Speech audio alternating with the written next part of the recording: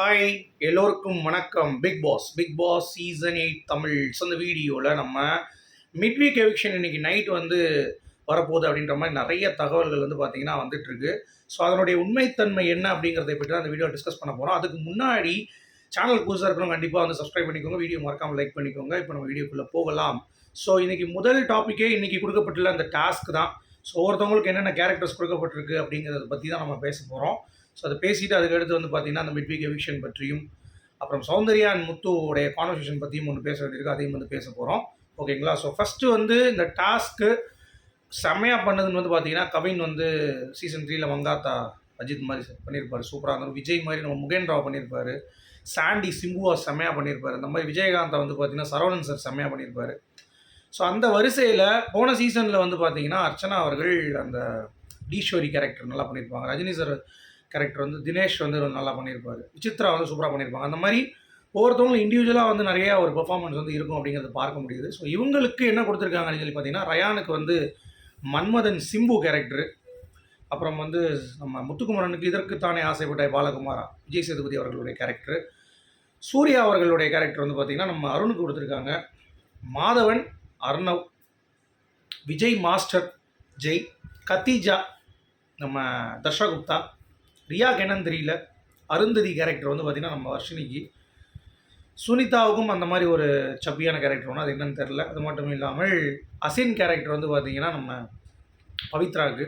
So இந்த மாதிரி ஒவ்வொருத்தவங்களுக்கும் வந்து யூனிக்கான கேரக்டர்ஸ் வந்து கொடுக்கப்பட்டிருக்கு. சௌந்தர்யாவுக்கு த்ரிஷா கேரக்டர், ஜாக்லினுக்கு ஹாசினி கேரக்டர், தீபக்கு படையப்பா கேரக்டர். ஸோ இந்த மாதிரி கொடுத்துருக்காங்க. ஸோ இதில் ஒரு டான்ஸ் பாடல் வந்து ஒழிக்கும். அப்போ நீங்கள் ஓடி போய் கடற்கடனை அந்த ஸ்டேஜில் போய் அந்த பெர்ஃபார்மன்ஸ் வந்து பண்ணணும் நீங்கள்.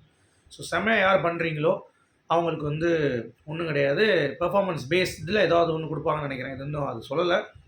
ஸோ யார் பெர்ஃபார்ம் பண்ணுவாங்க, அந்த பணம் வந்து தூக்கி போடுறது அந்த மாதிரிலாம் எதுவுமே கிடையாது. ஸோ இது வந்து ஜஸ்ட் ஒரு என்டர்டெயின்மெண்ட் டாஸ்க் அப்படிங்கிற மாதிரி வந்து கொடுத்துருக்காங்க இந்த சீசனில்.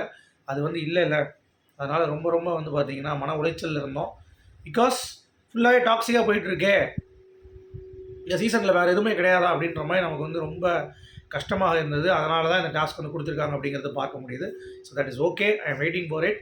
அடுத்து முக்கியமான அப்டேட் வந்து மிட் வீக் எவிக்ஷனில் தீபக் வந்து அவுட் ஆகிட்டார் அப்படின்ற மாதிரி இப்போ பயங்கர ரூமரு. அந்த மாதிரிலாம் வந்து பார்த்திங்கன்னா எதுவுமே இப்போதைக்கு இல்லை. ஆனால் இன்றைக்கி நைட்டு ஒரு சரமான சம்பவம் இருக்குது. என்னன்னு பார்த்தீங்கன்னா, அருணுக்கும் அர்ணவுக்கும் வந்து ஃபைட் இருக்குது அப்படின்ற மாதிரி வந்து ஒரு தகவல் இருக்குது. அது ஒரு சம்பவம் இருக்குது நைட்டு. அருணுக்கு அர்ணவாக இருக்கலாம், இல்லை வந்து வேறு யாருக்காவது ஃபைட் இருக்கலாம், ஓல்டுக்கும் நியூவுக்கும். ஸோ சுவிட்சு வந்து இருக்குது அப்படின்ற மாதிரி சொல்கிறாங்க. அதாவது ஒன்று உள்ள ஒன்று வெளியே அப்படின்ற மாதிரி நைட் வந்து இருக்கும். இல்லாட்டி கேஷ் பாக்ஸ் பற்றி தான் ட்விஸ்ட் இருக்கும். மிட் வீக் வந்து இன்றைக்கி கிடையாது, நாளைக்கு தான் அந்த ட்விஸ்ட்டு, இன்றைக்கி கிடையாது. ஓகேங்களா? ஸோ இன்றைக்கி நைட்டு அது என்ன சம்பவம் அப்படிங்கிறத நம்ம வந்து பார்க்க போகிறோம். ஓகேவா? ஸோ மிட் வீக் விஷயத்தில் எப்படி பண்ண போகிறாங்க அப்படின்ற பேட்டர்னே நமக்கு தெரியாது. அதனால் அதை வச்சு நம்ம கருத்து தெரிவிக்க முடியாது. ஓகேங்களா? பட் இருந்தாலும் அதில் யாராவது ஒரு ஸ்ட்ராங்கான பிளேயரை அவுட் பண்ணுறது அப்படிங்கிறது சீசன் 3 பார்த்த மாதிரியே எனக்கு இருக்குது. இந்த டாஸ்க் கொடுக்குறதுலேருந்து பெட்டி எடுக்கும் பொழுது நம்ம விஷால் வந்து பார்த்திங்கன்னா அப்படியே பயங்கரமாக 2 பொண்ணுங்கள்கிட்ட மாட்டிட்டு அவர் வந்து சீன் போடுறது கவின் மாதிரியே இருக்குது. நிறைய ரிலேட் பண்ண முடியுது சீசன் 3க்கு. ஸ்ட்ராங் பிளேயர் தர்ஷன் மாதிரி யார் இங்கே போகிறா அப்படின்ற ஒரு அதிர்ச்சி இருக்குது. அது நாளைக்கு தான் நமக்கு தெரியும். பட் இன்றைக்கி ஏதோ ஒரு சம்பவம் இருக்கா நைட்டு. மற்றபடி இன்றைக்கும் வந்து பார்த்திங்கன்னா அந்த மிட் வீக் எவிக்ஷன் நடக்கலை அப்படின்ற மாதிரி தான் சொல்கிறாங்க. ஸோ நாளைக்கு அது டெலிகாஸ்ட் ஆகும் நமக்கு. ஓகேங்களா? ஸோ நாளைக்கு அது எப்படி இருக்க போகுது அப்படிங்கிறது நமக்கு தெரியல. அது இன்றைக்கி நடந்த ஒரு நிகழ்வுக்காக தான் இருக்கும். ஸோ இன்றைக்கி இப்போ நடந்துகிட்ருக்கு மிட் வீக் எவிக்ஷன் வந்து இப்போ நான் பேசிகிட்டு இருக்க நேரம் வந்து நடந்துகிட்ருக்கலாம், இல்லை நான் பேசி முடிச்சுட்டு அடுத்து நைட்டு ஆகிறதுக்குள்ளேயும் நடந்துகிட்ருக்கலாம். அது நமக்கு நாளைக்கு தான் டெலிகாஸ்ட் ஆகும். ஓகேங்களா? வியாழக்கிழமை டெலிகாஸ்ட் ஆகும். ஸோ புதன்கிழமை இன்றைக்கி வந்து பார்த்திங்கன்னா ஒரு சம்பவம், அவ்வளோதான். அப்புறம் நம்ம சௌந்தர்யாவும் முத்துவும் வந்து எதுக்குடா நீ வந்து ஓவராக பண்ணிகிட்டு இருக்கேன்னு சொல்லிட்டு சௌந்தர்யா வந்து ஒரே வன்மம் முத்துக்குமார் மேலேயும் ஜாக்லின் மேலேயும். எதுக்கு நீ வந்து மண்டை கழுவிட்டு இருக்க அப்படின்னா, அது எனக்கு வேலையாக தானே, நான் இதுதான் வந்திருக்கேன் அப்படின்ற. இல்லைடா, அவங்கவுங்களுக்கு ஒரு விஷயம் இருக்கும்ல. இப்போ நான் எடுக்க மாட்டேன்ட்டு இருக்கும், சரி எடுக்க மாட்டேன்ட்டு வச்சுருக்கு, உன் மைண்ட் நான் கன்ஃபியூஸ் பண்ணுவேன்ல, அது பண்ணி என்ன பண்ண போகிறேன்? நான் ஸ்ட்ராங்காக தானே இருக்கேன், அதை நான் பார்க்கணும்ல நீ ஸ்ட்ராங்காக இருக்கியான்ட்டு. இல்லை அதெல்லாம் நீ எதுக்கு பண்ணுறேன்? நான் உன் கண்டஸ்டன்ட், கோ கண்டஸ்டன்ட், அதுக்காக தான் பண்ணுறேன் அப்படின்ற மாதிரி முத்து வந்து போட்டு துவச்சி விட்டேன்.